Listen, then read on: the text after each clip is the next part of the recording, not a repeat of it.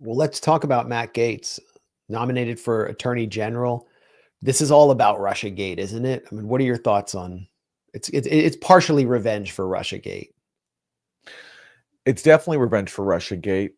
Again, the DOJ was weaponized to undermine an elected president, and not only weaponized, but weaponized based on disinformation funded by his political opponent Hillary Clinton.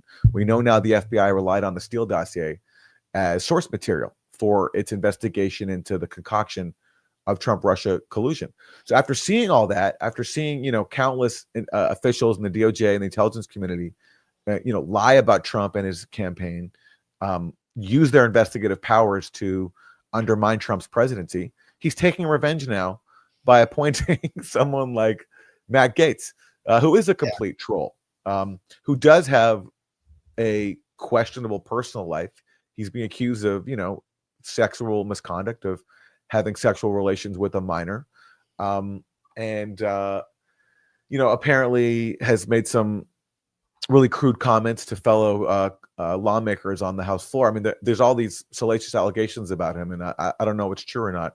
But what I do know is that Trump appointing him is it's an FU to the Russiagators, to the FBI, to people like Jim Comey, who bragged about basically using Russiagate to undermine Trump's presidency. So, people upset about Matt Gaetz need to start with reflecting on their own behavior. When, for all their fears about Trump now weaponizing the DOJ and his image, what about their role in doing that when they were in charge, starting in 2016? Yeah, and Kash Patel kind of fits in this category as well. Someone who's being put up for FBI, possibly considered for FBI director, who would do many of these same things. Investigating the Russiagate hoax is at the top of, always been at the top of Kash's agenda. He was a DOJ official under the first Trump term. Am I right? He actually worked first under the Obama administration in the DOJ. And then and then under Trump, he was at the DOJ, but then also he worked for the House Intelligence Committee. And he was responsible for unearthing some of the initial revelations about the FBI's deceptions and lies to the FISA court and relying on the Steele dossier, where the FBI pretended as if it had sources beyond Steele and as if it had verified Steele's material and used that and concealed the fact, most importantly, that Steele was funded by the Clinton campaign. They concealed that from the FISA court to get surveillance warrants on Carter Page, which then allowed them to also surveil other members of the Trump world. So Kash Patel, and this is not disputed anymore, he was instrumental in uncovering all of that. And because of that, he's had a target on his back ever since. And yes, he is a Trump loyalist. There's no doubt about that. But the reason why he's treated with so much contempt, I think, in the intelligence world is because he exposed the FBI for committing fraud in pursuing Russiagate. And he's also been vocal about the role of CrowdStrike in all of this. CrowdStrike is the firm also paid for by Hillary Clinton that kicked off Russiagate by accusing Russia of hacking the DNC. And I've interviewed Kash Patel here at the Grayzone, and he's spoken about the key role that CrowdStrike played in the FBI's investigation. The FBI also relied on CrowdStrike as well, on top of relying on Steele, which you're not supposed to say. You're not supposed to admit that if you want to be accepted in that world. All this was covered up. So of course there's going to be animus towards Kash Patel for telling the truth about one of the biggest deceptions in U.S. history, which is Russiagate. So here's what Kash Patel says he would do. And this is a tweet by obviously someone who's pro-MAGA, pro-Kash. Wants to implement a 24/7 declassification office, releasing files about JFK and 9/11. I don't think that's going to happen. It's up to the president. On day one, he would bring out Epstein's black book. I mean, this is all stuff for like the alt world that is not going to happen. I doubt it will happen. Wants to bring out Russiagate files that are hidden and expose the truth about the January 6th pipe bomber. I think that is a major reason why his name is being put forward, and Matt Gaetz as well. The January 6th pipe bomber is one of the pieces that Trump world believes can help kind of debunk the Democrats' narrative about January 6th, that it was not only a riot, but that it was a violent insurrection complemented by possible terrorist acts. And it is interesting that the FBI cannot find the pipe bomber who supposedly planted bombs at the RNC and DNC.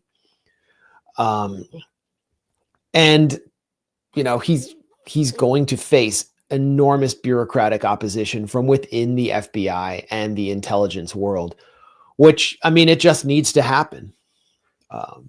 Why do we even have the CIA? Why does it even exist? It's a secret government with something like a $100 billion black budget. It controls like a city within a city in Langley. We have no transparency there. Daniel Patrick Moynihan, no lover of peace, Democratic senator, senior senator from New York in the early 70s after the Vietnam War, proposed shredding the CIA and repackaging it within the intelligence arm of the State Department. So it's not only the anti-war forces that are proposing reform or ending the CIA, but something like this has never happened before. And, you know, I think part of the freak out about Kash and Matt Gaetz as well is not about what they would do, but also just what they would say from a position like head of the DOJ or head of the FBI. I mean, just listen to what Matt Gaetz said about Jeffrey Epstein.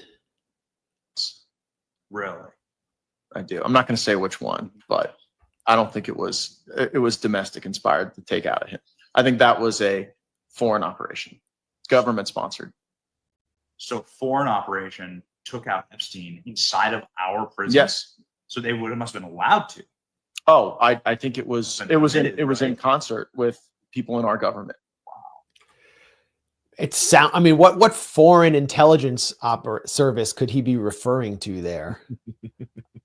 Does it begin with M and end with D? I mean, this is stuff you're just not allowed to say. Yeah. So it is an epic troll. It'd be hilarious. Because, I mean, what is Merrick Garland? Do the American people really want Merrick Garland? Yeah, and again, also, you know, this freak out about Trump weaponizing the DOJ. I mean, so we talked about Russiagate. What happened after Biden and Merrick Garland took office? You know, it was reported in the New York Times that Biden wanted Trump prosecuted. What did Merrick Garland do? They appointed special counsels who prosecuted Trump.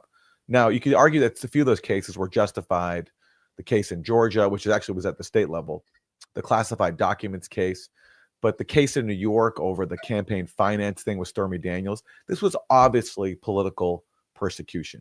Yep. And as we warned about at the time, on top of being, you know, legally and morally flawed and hypocritical, it would also boost Trump because it would feed into his narrative as being persecuted by the deep state, which is exactly what it did.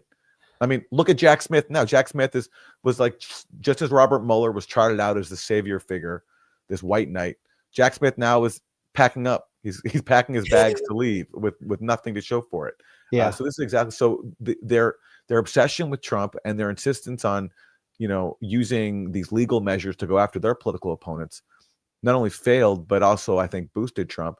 And it's because they refused to be an actual political party focused on policies that help people's lives. I mean, I don't want to totally dismiss what the Democrats did. I do think on the domestic side, they took some positive steps. They lowered the price of prescription drugs. Republicans would never do that, or at least this version of the Republican Party under Mike Johnson and Mitch McConnell would never do that. They tried with the child tax credit, you know, things I think are positive, but not enough. And they still relied on, you know, people, this fantasy that Jack Smith would undo Trump. And they also were fanatically pro-war, whether it's fueling the proxy war in Ukraine and fueling the genocide in Gaza. And Trump has taken advantage fully of that. And now he's back in the White House. It's such a good point. Like, nobody cares about what they have to say now. They've all been discredited. There's going to be mass layoffs at CNN. I think MSNBC might be put up for sale. I mean, Elon Musk could potentially buy it. Nobody cares. It all failed. The whole thing that they pushed for years and years, Russia, it failed. And then in the end, it was not only that Trump supports Russia, but that Trump is Hitler who tried to overrun Russia. And you had like the Atlantic magazine, pinhead neocons writing Kamala's script, and nobody cared about that because all they wanted were lower grocery prices. Actually, more Americans cared about the genocide in Gaza than they cared about any of these investigations, which who can keep track of any of these names other than you? Like I struggle to keep track. Bleecker and Gortman suddenly met with, I can't even remember the names of all of these Russian oligarchs that kept coming up, who all for some reason have citizenship in Israel. Remember Lev Parnas? Lev Parnas. That's who I was trying to think of. He was like Lev the big bombshell, Lev Parnas. I'm like, who the hell cares? Yeah. Here is and the biggest con also is that, you know, this was Trump took full advantage of this. So, for example, you know, in the closing days of this campaign, one of his big messages was that the fact that Democrats were campaigning with the Cheneys, and he tailored his message, especially to Arabs and Muslims in Michigan. He said to them, how could you vote for Kamala when she's palling around with the Cheneys, who are responsible for destroying the Middle East? And meanwhile, who is Trump appointing now to his cabinet? His national security advisor, Mike Waltz, used to work for Dick Cheney. Yeah. Which Mike Tracy pointed this out in announcing Mike Waltz. Trump omitted the Cheney part of Mike Waltz's bio.